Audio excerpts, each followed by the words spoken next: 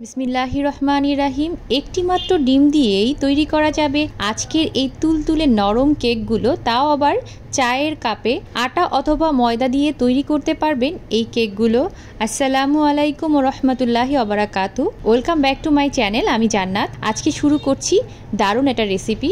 আশা করছি আপনাদের এই রেসিপিটা ভালো লাগবে।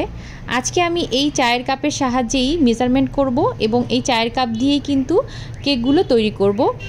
আর এখানে আমরা যেহেতু চুলাতেই কেকগুলো তৈরি করব, তাই একটা হাঁড়ির ভেতরে কিছু সাদা কাগজ নিয়ে নিয়েছি। আর প্রথমেই আমি বলে দিচ্ছি, আমি আজকে আটা দিয়ে কেক তৈরি করব। এই চায়ের কাপ মেপেই আমি 1.5 কাপ পরিমাণ আটা ব্যবহার করব। আপনারা কিন্তু এর সম পরিমাণ ময়দাও ব্যবহার করতে পারেন। আর দিয়ে দিয়েছি লবণ স্বাদমতো, আর বেকিং পাউডার দিয়ে দিলাম 1/2 চা চামচ এবং বেকিং সোডা দিয়ে দিলাম 1/4 চা চামচ। তারপর সবগুলো উপকরণ খুব ভালোভাবে চালনির সাহায্যে চেলে নিয়েছি।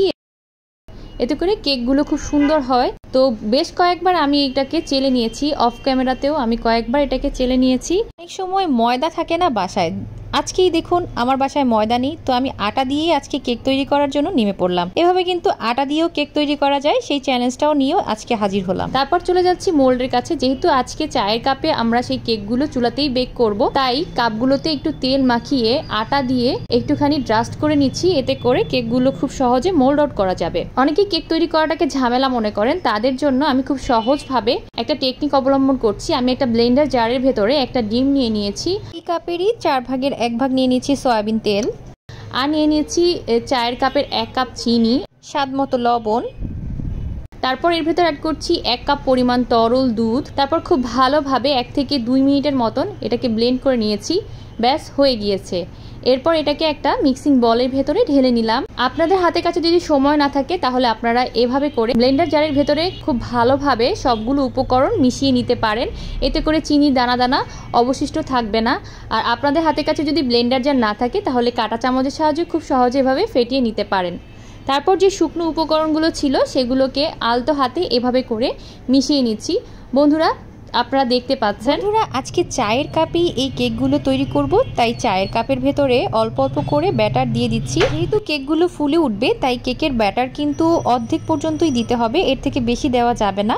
তারপর এর ওপর দিয়ে কিছু আপনারা বাদাম, কিশমিশ অথবা টুটি ফুটি ব্যবহার করতে পারেন। তো বাসায় খুব সহজে এভাবে পেঁপে দিয়ে টুটি ফুটি বানানো যায়, তার রেসিপিও আমার চ্যানেলে আছে, আপনারা চাইলে সেখান থেকে দেখে নিতে পারেন। 6টি কাপ এই প্যানের ভেতরে বসবে না, তাই আমি এখানে 5টি কাপ ব্যবহার করেছি। আপনারা চাইলে 6টি কাপও ব্যবহার করতে পারেন। আজকের কেকগুলো যেহেতু আমি আটা দিয়ে তৈরি করেছি, তাই আটা দিয়ে তৈরি করাতে কেকগুলোর কালারটা কিন্তু একটু ব্রাউন কালার হবে। আপনারা যদি ময়দা দিয়ে এই কেকটা তৈরি করেন, তাহলে কিন্তু একদম হোয়াইট কালারের কেক আপনারা পাবেন। বন্ধুরা, শুরুতেই দেখেছেন যে আমি কিছু সাদা কাগজ ব্যবহার করেছিলাম কাপের নিচে, যার কারণে কেকের কালারটা উপর দিয়ে অনেক সুন্দর আসবে। তাই এসেছে, দেখুন কত সুন্দর একটা কালার এসেছে উপর দিয়ে। তো কেকটাকে আমি 1 ঘন্টার মতন একদম লো হিটে বেক করেছিলাম। এখন এটাকে ঢাকনা দিয়ে রাখবো আর চুলাটা একদম বন্ধ করে রাখবো যতক্ষণ না কেকটা ঠান্ডা হয়। তো কেকটা ঠান্ডা হয়ে গিয়েছে, আপনাদেরকে একটু দেখাচ্ছি। দেখুন এটা কতটা তুলতুলে এবং নরম হয়েছে। আটা দিয়ে এই কেকটা তৈরি করতে পারবেন খুব সহজে একটি মাত্র ডিম দিয়ে। আশা করছি আজকের রেসিপিটা আপনাদের ভালো লাগবে।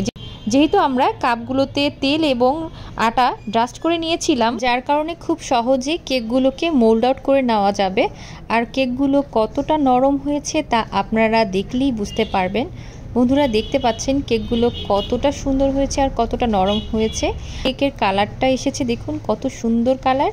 এই কালারটা কিন্তু আপনারা যদি স্টিলের পাত্র ব্যবহার করেন আর এভাবে যদি কাগজ দিয়ে রাখেন, তাহলেই খুব সুন্দর একটা কালার আপনারা পেয়ে যাবেন কেকের গায়ে এবং উপরে। দেখতে যেমন হয়েছে, কেকটা খেতে কিন্তু খুবই মজা।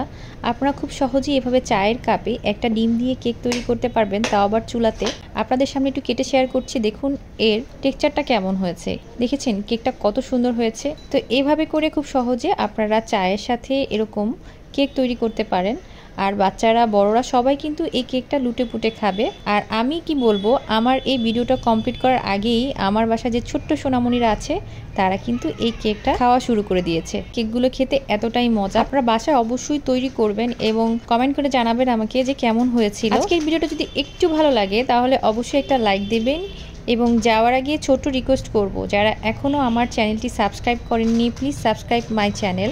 সবাই অনেক অনেক সুস্থ থাকবেন, ভালো থাকবেন। আল্লাহ হাফেজ।